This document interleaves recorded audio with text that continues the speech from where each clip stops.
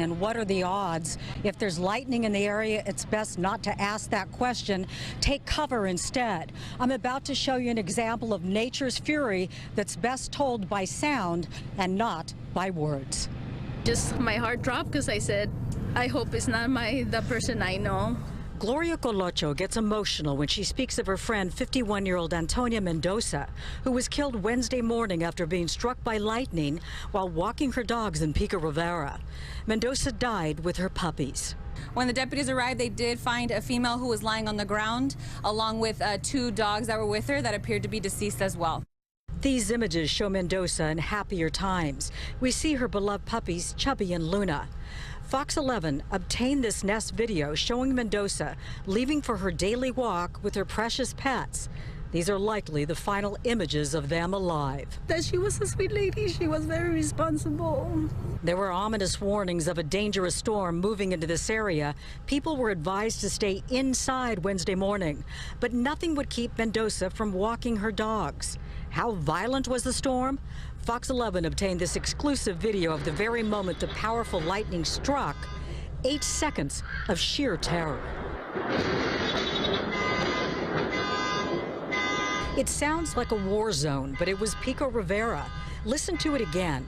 The thunder sounds like a bomb.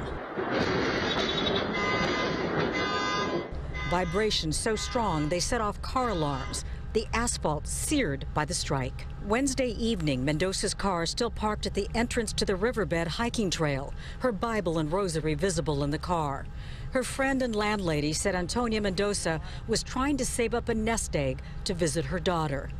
When the landlady heard the victim was a woman walking 2 dogs, she had a terrible feeling Antonia was the victim. And she has her dogs' stuff in the car and their towels for the dogs, and that's, I just knew that it's her. Mendoza worked at as a housekeeper in a nearby motel. Sadly, her life ended today with 2 of her most trusted companions. Laura Diaz reporting live. Now back to the studio. A lightning strike that has killed William Friend.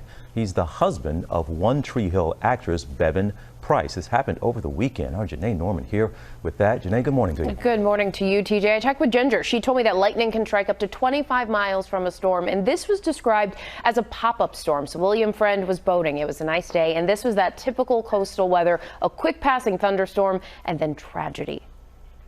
One Tree Hill actress Bevan Prince in mourning.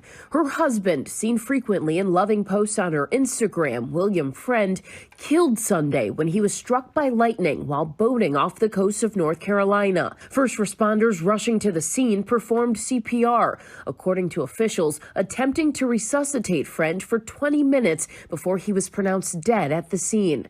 There's really no safe place on a boat, especially in a lightning storm. There's a lot of metal on the boat, as well as all of the wiring and any kind of electrical systems that are on the vessel. Prince's One Tree Hill family now rallying behind her. Heartbroken and at a loss, Sophia Bush wrote on her Instagram story, "Please lift our friend up. She is a remarkable woman," posted Hillary Burton. Friend's death is the 3rd lightning-related fatality this year in the United States. Just last month, the Coast Guard safely rescued 7 people off the coast of Tampa Bay after lightning struck their 39-foot boat. This cell phone footage catching the moment lightning made contact. Josh Guy felt the bolt move through him. He was knocked unconscious momentarily. It is very hard to put into words, almost like an out-of-body experience. And just this week, watch as lightning hits this truck driving down a Florida highway, sending flames and sparks flying into the air. So you want to get to safety, preferably indoors, anytime there's lightning. Most lightning strikes happen to people playing outdoor sports, and overwhelmingly to men. They make up 80% of victims. The good news, the number of lightning deaths has dramatically decreased in the last couple of decades as awareness has increased, guys. And certainly Ginger has been a part of making sure we are aware. So thank you so much, Janae. Thank you, Marty. And a woman who survived a lightning strike near the White House last week is out of intensive care right now. It was Amber's 28th birthday when she was struck last Thursday. She was in Lafayette Park field canvassing and fundraising for a nonprofit that helps refugees. 3 other people were also struck and have since died. Amber's family says her torso was severely burned. There is a GoFundMe page right now to raise money for her medical expenses. Tonight, a Seminole County woman killed after being struck by lightning near an elementary school. Her child and an 18-year-old woman were also hurt as storms pushed through this afternoon. Glad you're with us tonight. I'm Matt Austin. And I'm Lisa Bell. This all unfolding at Trotwood Park in Winter Springs. Investigators believe a tree they were standing by was struck by lightning. News 6's Troy Campbell is live in Winter Springs tonight. And Troy, you are hearing from Seminole County Public Schools tonight. Yep, and as we just mentioned, Seminole Public Schools says that a student, their parent, and an 18-year-old female were all injured, the parent dying. We spoke with our experts to say what we should all keep in mind with lightning strikes. Take a listen. We found out as we were responding it was a lightning strike. Winter Springs police describing the moment a mother and child were struck by lightning Thursday afternoon near Trotwood Park. Investigators say the mother died from her injuries. First, I heard the noise. Then my daughter called us and let us know something happened.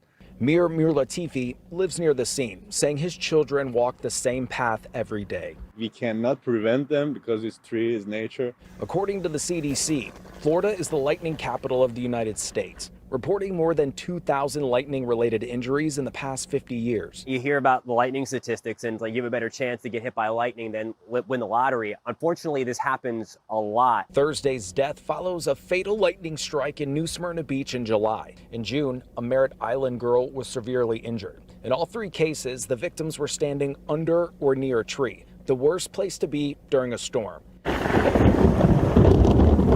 There's that rhyme, thunder roars, go indoors. News 6 meteorologist Jonathan Kagas says in the afternoon, the sea breeze can lead to violent storms. We see a ton of lightning, and it's because of the daily sea breeze interaction. We'll generate the sea breeze with the heating of the day. More often than not, we're seeing those 2 sea breezes march inland towards the I-4 corridor, and then it just helps, that collision helps to erupt more thunderstorms around, which produce a lot of lightning. Keith Elementary says that they will have extra counselors here tomorrow for anyone who needs to speak with someone. We also have not had a condition update for the student or the 18-year-old female. Live in Winter Springs, Troy Campbell, Getting Results, News 6.